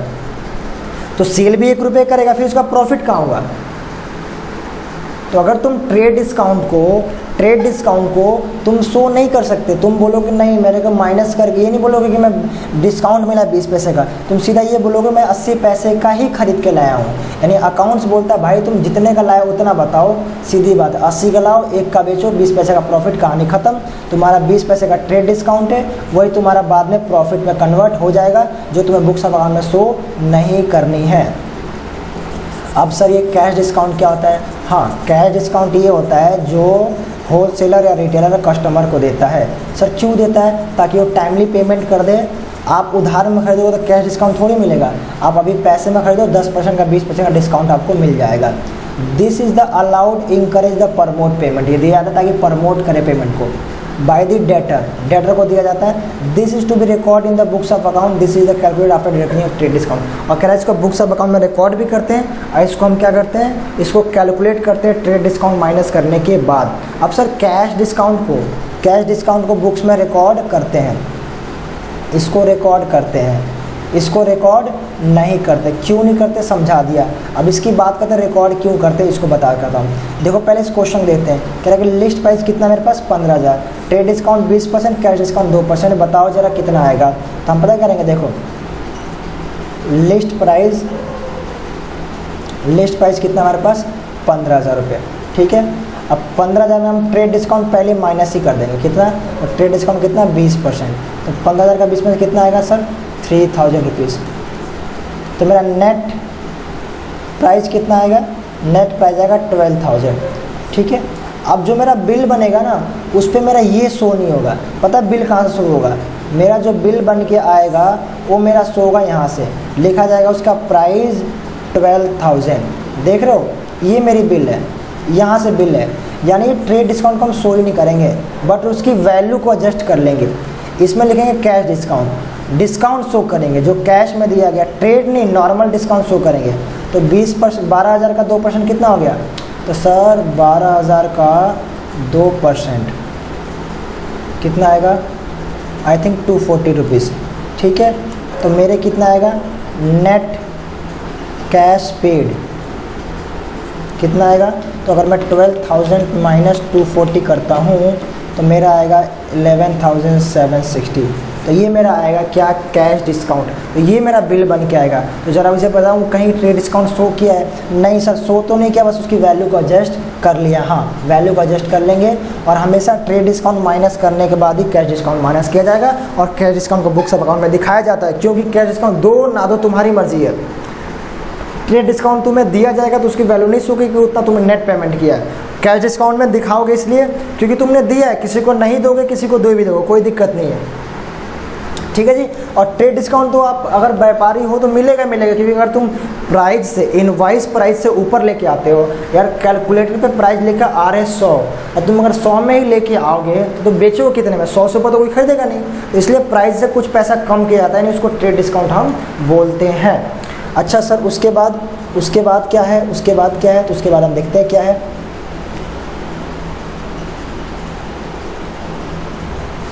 इसके बाद हमारा आता है अकाउंटिंग प्रिंसिपल, यानी हमने अकाउंटिंग प्रिंसिपल नेक्स्ट लेक्चर में करेंगे।